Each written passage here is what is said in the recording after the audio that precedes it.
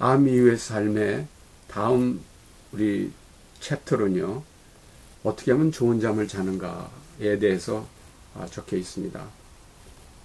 사람은요, 무조건 하고 하루에 3분의 1 정도는 잠을 자야 됩니다. 그것도 양질의 잠을 자야지만 우리 몸의 건강을 되찾을 수가 있습니다. 근데 잠을 못 자는 이유가 여러 가지가 있는데요. 그 중에 크게 여러 가지가 있습니다. 근데 그 중에서 크게 4가지로서 나눠서 생각해 볼 수가 있습니다. 우선 첫째는 운동 부족입니다. 운동이라는 것은 몸의 근육을 쓰는 건데요. 운동을 함으로써 근육에 피로감이 쌓이게 됩니다. 그 피로감이 바로 잠을 유도합니다. 많은 경우에 자야 되겠는데 또 잠이 오는데 자리에 누우면은 잠이 안 오는 경우가 있습니다. 거의 틀림없이 운동 부족일 경우가 일대 그 원인이 될 수가 있습니다.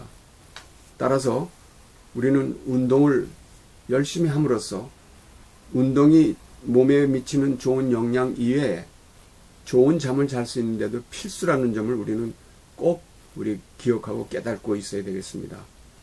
그래서 얼마나 운동을 하면 좋으냐, 그거는 우리가 크게 논의해 볼 것이지만요, 하루에 30분 정도의 상당히 강한 중간 정도의 강도로서 운동을 할 수 있다면은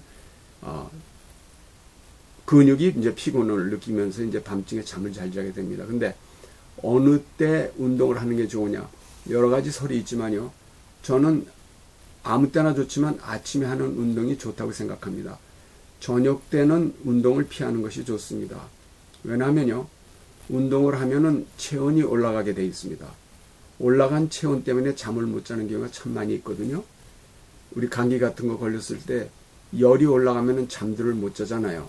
마찬가지 이유로 열이 올라간 상태에서는 잠을 자지 못합니다. 따라서 저녁 시간에 하는 운동은 별로 추천하고 싶지가 않습니다. 두 번째로 잠을 못 자는 이유는 맴도는 생각입니다. 스트레스라기보다는요, 맴도는 생각이 잠을 못 자게 만듭니다. 맴도는 생각이라는 건요, 생각이 진행이 되지 않고 자꾸만 제자리에 돌아오는 그런 맴도는 생각이라고 그러죠. 그 맴도는 생각 때문에 우리 잠을 못 잡은 경험들은 누구나 다 갖고 있을 겁니다. 그 맴도는 생각을 깨는 좋은 방법이 이제 명상법이 되겠습니다. 아니면은 유도 영상법, 아니면은 점진적 근육 이완법, 이런 여러 가지 방법을 우리가 택해가지고 그 맴도는 생각을 깨어버려야 됩니다.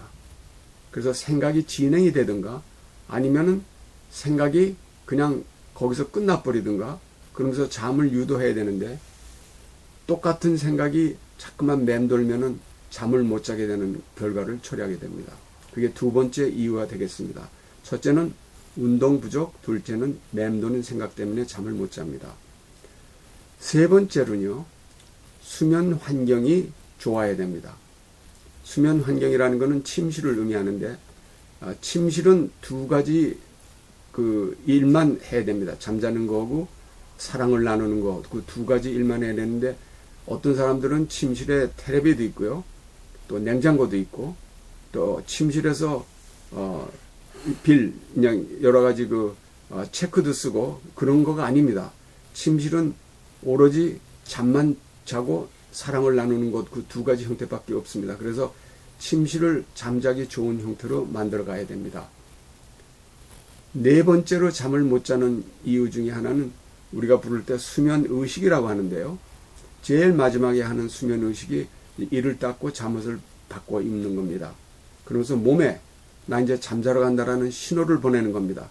따라서 초저녁에는요, 이제 저녁을 먹고서는 뉴스 같은 거 보고 이제 몸의 그 긴장도를 서서히 풀어가면서 이제 10시에 잠을 자러 간다고 하면은 이제 8시까지만 좀 뉴스 같은 거, 요즘하게 뉴스는 굉장히 그 자극적인 내용이 많죠.